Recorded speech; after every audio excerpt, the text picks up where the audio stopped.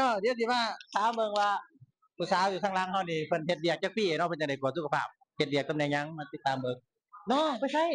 มาพี่ก่อนมาพี่ก่อนนี่มาถามผู้นี้ก็ได้เนาะผู้นั้นเพิ่นอ้ายแล้วน้องพิมพ์น้องเฮ็ดเวียกหยังลองเป็นกาซิแอดอ๋อประเทศกสิแอดอยู่ไสอยู่ยังไม่เมื่อยอยู่โรงงานซิปเนาะพุ่นน่ะอยู่โรงงานซิปเด้อเฮ็ดดนแล้วบ่น้องเฮ็ดเวียกดนแล้วบ่โดยน้องเฮ็ดโดนน่ะได้3 ปีแล้วโอ้เพิ่นเข้าเวียกได้3ปีแล้ว ตอนนี้เป็นจังไดสถานะแล้วแต่คนถามเด้ออ้าวสถานะเพิ่นว่าตอนนี้ยังโสดเด้อเอ้าบ่ได้ว่าเนาะเพิ่นว่าเอาเป็นโสดเนาะ โสดมีแฟนติดคนหนึ่งโสดมีแฟนติดแต่ว่าท่านมีลูกแมนถ้าผู้ใดอยากผู้บ่าวอยากเข้ามาร่วมได้บ่อันนี้ต้องถามแฟนน้องก่อนเด้อโอเคเนาะถ้าผู้บ่าวอยากเข้ามาร่วมเดี๋ยวสิให้เพิ่นถามแฟนเพิ่นแล้วไปตอบในคอมเมนต์เด้อทุกคน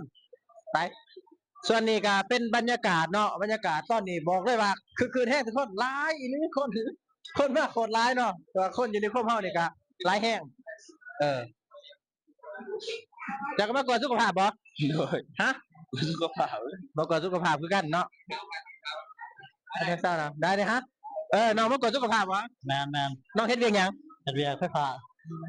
าไฟจับอยู่วะจับเป็นบางครั้งเข้าโอ้พี่แต่ผู้สาวจับนี่ก็ไฟฟ้าวะโอ้นี่ไฟฟ้าเด้อเนาะไฟฟ้าเด้อนี่มาเบิ่งหูนี่เอาขาพี่ปากออกนี่เฮ็ดเวียงหยังคือใส่ชุดแปลกๆหมู่นี่ฮะรปภ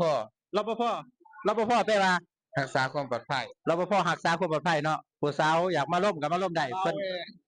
รับประกันได้เลยรักษาหัวใจก็ได้เด้อรักษาหัวใจกันได้ทั้งหลังเฮ็ดอ่ะรปภกันบ่รปภคือกันเนาะนี่เด้คือปิดหน้าปิดตาเอาปากเอาออกเด้อปิดหน้าเพิ่นจะเป็นโจรนะเหมือนรปภนะบัดนี้เมียบ่มีรปภเนาะเจ้าโสดบ่โสดเมียติดลูกติดนำบ่นี่เนาะนี่คือรปภรุ่นใช่ว่ารุ่นได้ป่ะรุ่นเก่าแก่เนาะจักปีได้เนี่ย3-4 ปีเด้อ3-4 ปีแล้วบ่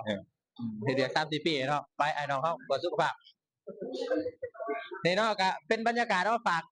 กับทุกคนเลยหน่อยซำนี้เดี๋ยวต่อไปเพิ่นสิไปน้ำก้งต่อเด้อผู้ใดอยู่น้ำก้งก็สามารถกาเกียมเตรียมได้เนาะเตรียมไปกวาดได้ไปทุกคนได้